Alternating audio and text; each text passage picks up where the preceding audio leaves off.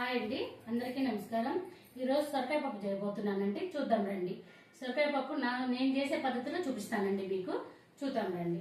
ఇదిగోండి, పప్పు ఉడకబెట్టి పెట్టుకున్న ఇట్లా ఏమీ లేదండి. పప్పు ఉడకబెట్టి పెట్టుకున్న, పసుపు వేసి ఉడకబెట్టి పక్కన పెట్టుకున్నా. మెత్తగా కాకుండా కొంచెం కచ్చాపచ్చగా చేసి పెట్టుకున్నానండి. ఆ తర్వాత పచ్చిమిరకాయలు ఒక 20 పచ్చిమిరకాయలు కట్ చేసి పెట్టుకున్నా. 2 ఉల్లిపాయలు కట్ చేసి పెట్టుకున్నా ముక్కలు. టమాటాలు చిన్న సైజు నేను 6 టమాటాలు కట్ చేసి పెట్టుకున్నాను. తొక్కు తీసి పెట్టుకున్నాను చూడండి. నేను ఇలా తొక్కు తీసి పెట్టుకుంటా. ఇవి సొరకాయలండి. ఒక కాయ సొరకాయ, ఇదిగో ఈ సైజు కాయ, ఒక కాయ కట్ చేసి పెట్టుకున్నా. నేను సొరకాయని తొక్కు తీసి కట్ చేసి పెట్టుకున్నానండి. సైజు కూడా ఈ సైజు ముక్క కట్ చేసి పెట్టుకున్నా. చేసే పద్ధతి చూద్దామండి.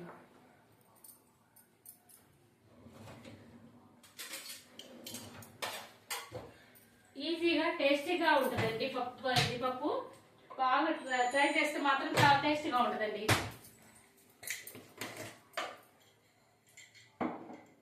ఆయిల్ కాగిందండి. జీలకర్ర కొద్దిగా వేస్తున్నానండి. నేను పచ్చిమిరపకాయలు వేస్తున్నా.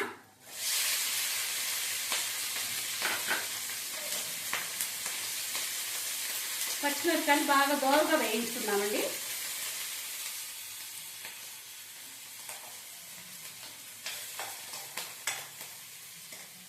చాలా టేస్ట్గా ఉంటుందండి ఈ పప్పు. ఒక్కసారి మాత్రం నేను చేసే పద్ధతిలో చేసి చూడండి, టేస్ట్గా ఉంటుంది. ఈ మాత్రం సరిపోతుందండి. ఉల్లిపాయలు వేస్తున్నా.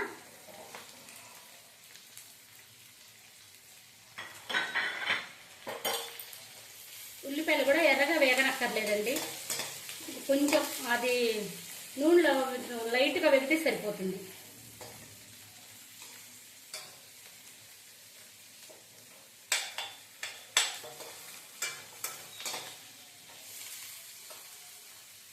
చాలండి. కొద్ది మళ్ళీ మగ్గాలి కాబట్టి ఈ మాత్రం వేగితే సరిపోతుంది. వెర్రగా వేగనక్కర్లేదు.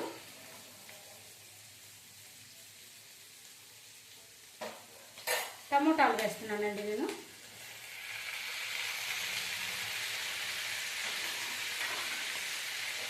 ఇప్పుడు ఈ టమాటా మాత్రం పూర్తిగా మగ్గేంత వరకు ఉంచుకోవాలండి మనము.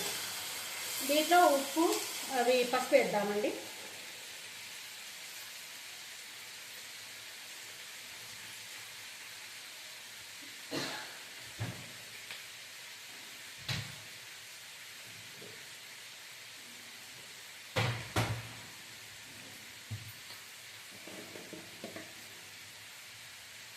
ఈ ముక్కలకు సరిపడా పసుపు వేస్తున్నానండి. ఆల్రెడీ మనం పప్పులో వేసి ఉడకబెట్టాము.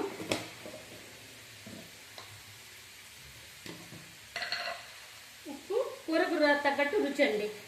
మన కూరకు ఎంత రుచి కావాలో అంత వేసుకుంటే సరిపోతుంది.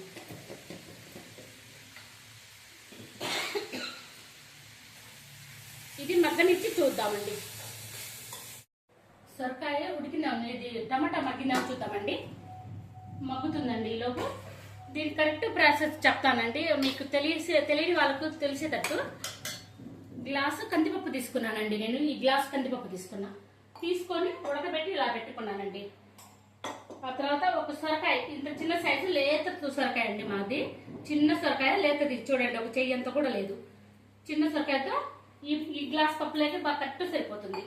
ఇలా ముక్కలు కట్ చేసి పెట్టుకుని పై తోలు తీసి 20 పచ్చిమిరకాయలు వేసాను. 20 పచ్చిమిరపకాయలు, 6 టమాటాలు, 2 ఉల్లిపాయలు వేసాను. నేను తీసుకునే గ్లాస్ పప్పుకి అయితే ఇంకా కరెక్ట్గా కొలతండి నాది. అందులో సగం తీసుకోవాలంటే సగం సొరకాయ, 10 పచ్చిమిరపకాయలు, 3 టమాటాలు అలా తీసుకోవచ్చండి. నేనైతే గ్లాస్కి చెప్తున్నానండి. మా ఇంట్లో జనాభా కొంచెం ఎక్కువగానే ఉంటామండి. మేము 10 మంది దాకా. 10 మందికి సరిపడా కూర నేను చేసుకుంటున్నానండి. దాని తగ్గట్టు మీరు కూర చూసుకొని చేసుకోండి. ఇంతేనండి. ఇది మగ్గిపోయింది, టమాటా మగ్గిపోయింది. సొరకాయ ముక్కలు వేస్తున్నానండి. సొరకాయ ముక్కలు కూడా బాగా నూనెతో మగ్గనిద్దామండి. చిన్న మంట మీద. ఈ సొరకాయ ఎప్పుడు చిన్న మంట మీద మగ్గితే టేస్ట్ బాగుంటుందండి. ముక్కకి లోపలికి బాగా పట్టేసిద్ది. ఉప్పు కారాలు చక్కగా పట్టేసిద్ది. ఇంతేనండి. బాగా మగ్గనిద్దామండి.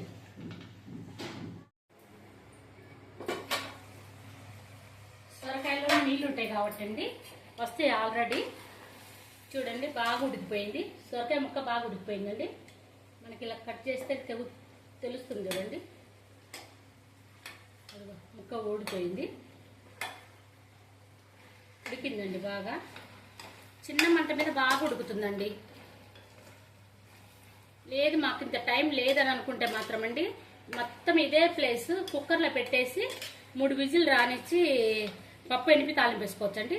మనం పప్పు ఎనిపేటప్పుడు మాత్రం సొరకాయ ముక్కలు సపరేట్గా తీయాల్సింది వస్తుందండి ఎనిపేటప్పుడు, ఎందుకంటే మెత్తగా అయిపోతుంది. అందరి సొరకాయ పప్పు అని తెలియదు మనకి. సేమ్ కందిపప్పు, పచ్చిమిరపకాయలు, ఉల్లిపాయ, టమాటాలు పెట్టి కుక్కర్లో అదే ప్రాసెస్ పైన పెట్టేసుకున్నామంటే అంటే సొరకాయ ముక్కలు 3 విజిలకు పప్పు అయిపోతుందండి. ఆ తర్వాత మనం ఎనుపుకునేటప్పుడు కొన్ని సొరకాయ ముక్కలు తీసి పక్కన పెట్టుకున్నాం అనుకోండి, ఎనిపి ఆ తర్వాత మా మధ్యలో కలిపేయచ్చు అవి తాలింపు వేసినప్పుడు. ఇదిగోండి నేను పప్పు పోస్తున్నాను. నేనైతే కచ్చా పచ్చగా చేసుకున్నానండి పప్పు. మెత్త మరి పేస్ట్ లాగైనా బాగోదండి పప్పు.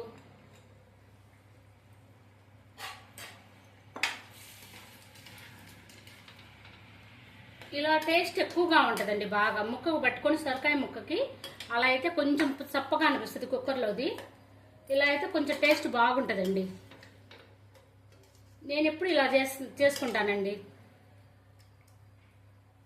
దీన్ని ఉడకనిద్దామండి. చింతపండు గుజ్జు తీసి పెట్టుకున్నానండి నేను.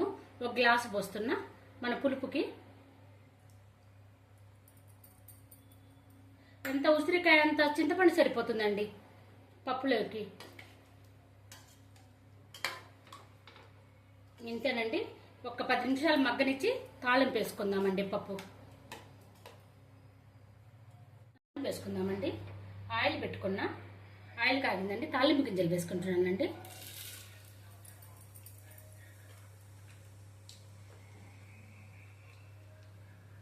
మెంతిపిండి కంపల్సరీగా వాడతానండి నేను. చిన్న స్పూను వేసేస్తున్నాను చూడండి. మెంతిపిండి వేసాను. చిన్నుల్లిపాయలు, ఎండుమిరపకాయలు ఒలిచి పెట్టుకున్నానండి, అవి వేస్తున్నాను.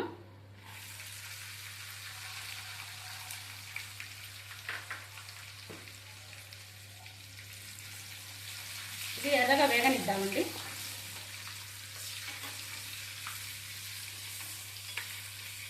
మెంతిపిండి వేయడం వల్ల చాలా ఆరోగ్యం అండి మనుషులకి.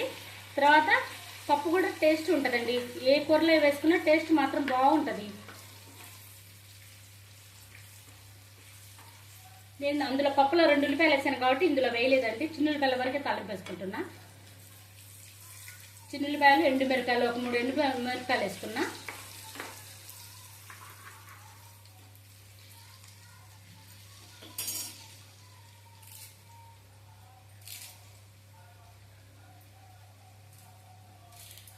కరివేపాకు కడిగి పెట్టుకున్నానండి, వేస్తున్నా.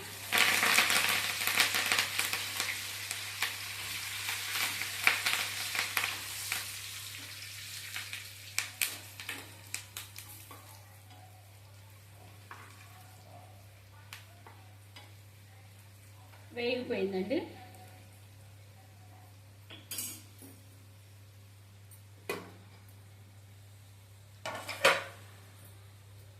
ఇది కూడా పప్పు కూడా చక్కగా ఉడికిపోయిందండి. అన్నీ కలిసిపోయాయి బాగా. చూడండి ఎంత బాగుందో. పప్పు కలర్ఫుల్గా బాగుంది. సొరకాయ ముక్కలు అట్లాగే ఉన్నాయండి, కరిగిపోకుండా. మనకి అన్నంలో తినేటప్పుడు సొరకాయ ముక్కలు తగులుతేనే అండి సొరకాయ పప్పు అంటే సొరకాయ ముక్కలు తగలాల్సిందే.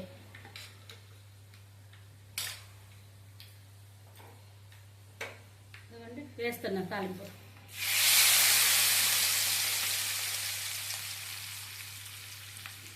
ఇంతేనండి. బౌల్కి తీసుకుందామండి. తీసి కమ్మటి వాసన వస్తుందండి పప్పు.